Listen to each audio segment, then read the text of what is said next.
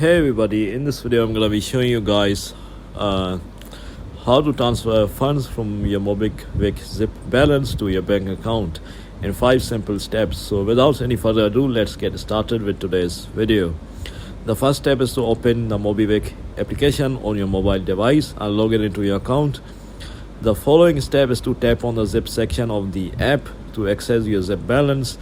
The third step is to select transfer to bank option and enter the required details including your bank account number, IFSC code.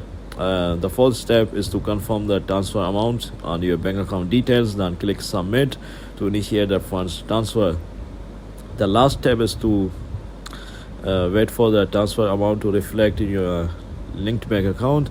It should be there within 1 or 2 business days depending on your bank's processing time. So this is how you do it, guys.